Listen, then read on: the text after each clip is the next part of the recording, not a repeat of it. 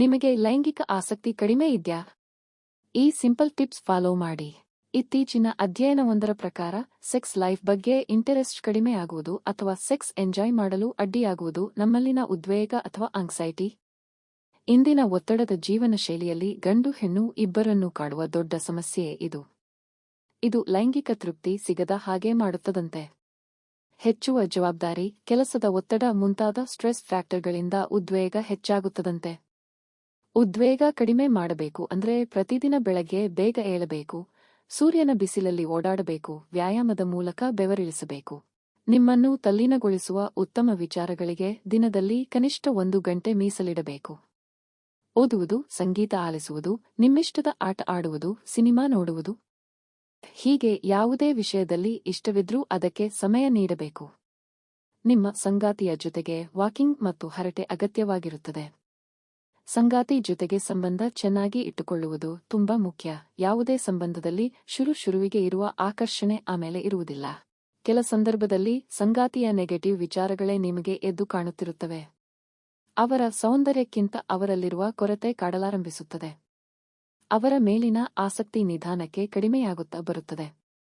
ಇದು ಎಲ್ಲಾ ಸಂಬಂಧಗಳ ಹಣೆಬರಹ. ಆದರೆ ನಿಮ್ಮ ಸಂಗಾತಿಯನ್ನು ಅವರು ಇರುವ ಹಾಗೆ ಒಪ್ಪಿಕೊಂಡರೆ ಈ ಸಮಸ್ಯೆ ಕಡಿಮೆಯಾಗುತ್ತದೆ. ಅದಕ್ಕೆ ಪರಸ್ಪರ ಸಮಯ ನೀಡುವುದು ಬಹಳ ಮುಖ್ಯ. ಆದರೆ ಹಾಗೆ ಸಮಯ ಕೊಡುವಾಗ ಅಲ್ಲಿ ನೀವಿಬ್ಬರೇ ಇರಬೇಕು. ಮನೆಯಲ್ಲಿ ಈ ವಾತಾವರಣ ಸಿಗುವುದು ತುಂಬಾನೇ ಕಷ್ಟ. ಹೀಗಾಗಿ ನೀವು ಔಟಿಂಗ್ ಹೋಗಬಹುದು. 2-3 ದಿನ ಎಲ್ಲಾದರೂ ಹಾಯಾಗಿದ್ದು ಬರಬಹುದು. ಆಗ ಎಲ್ಲವೂ ಮರೆತು ಸಂಗಾತಿಯ ಬಗ್ಗೆ ಪ್ರೀತಿ ಮತ್ತು ಲೈಂಗಿಕ ಆಸಕ್ತಿ ಬೆಳೆಸಿಕೊಳ್ಳಲು ಸಹಕಾರಿಯಾಗುತ್ತದೆ. ಫೋರ್ ಪ್ಲೇ ಇದ್ದರೆ ಲೈಂಗಿಕ ಅನುಭವ ಹೆಚ್ಚುತ್ತದೆ. ಸೆಕ್ಸ್ ಮಾಡಲು ಟೈಮ್ ಲಿಮಿಟ್ ಹಾಕಿಕೊಳ್ಳಬಾರದು. ಒಂದಿನ ಮೊಬೈಲ್ ನೋಡುವುದನ್ನು ಕಡಿಮೆ ಮಾಡಿ ಟೈಮ್ ಮ್ಯಾನೇಜ್ ಮಾಡಬೇಕು. ಆದರೆ ಲೈಂಗಿಕತೆ ವಿಚಾರಕ್ಕೆ ಅಲಾರಾಂ ಇಟ್ಟುಕೊಳ್ಳುವುದು ಮೂರ್ಖತನ. ಫೋರ್ ಪ್ಲೇಗೆ ಹೆಚ್ಚಿನ ಟೈಮ್ ನೀಡಬೇಕು. ಈ ಮುದ್ದಾಟದಿಂದ ನಿಮ್ಮಲ್ಲಿ ಲೈಂಗಿಕ ಆಸಕ್ತಿ ಹೆಚ್ಚಾಗುತ್ತೆ. ನೀವು ಯಾವುದೇ ಕಾರಣಕ್ಕೂ ನಿದ್ದೆ ಕಡಿಮೆ ಮಾಡಬಾರದು. ನಿದ್ದೆ ಕಡಿಮೆಯಾದರೆ ಆಲಸ್ಯ ಹೆಚ್ಚಾಗುತ್ತದೆ. ಸೆಕ್ಸ್ ಅಷ್ಟೇ ಅಲ್ಲ, ಯಾವುದೇ ವಿಷಯದ ಬಗೆಗೂ ಆಸಕ್ತಿ ಇರುವುದಿಲ್ಲ. ನಿದ್ದೆ ಆಯಾಸವು ನಿಮ್ಮನ್ನು ಎಳೆಯುತ್ತಿರುತ್ತದೆ. ನನಗೆ ಏನೂ ಬೇಡ, ಸುಮ್ಮನೆ ನಿದ್ರೆ ಮಾಡೋಣ ಅನ್ನಿಸುತ್ತಿರುತ್ತದೆ.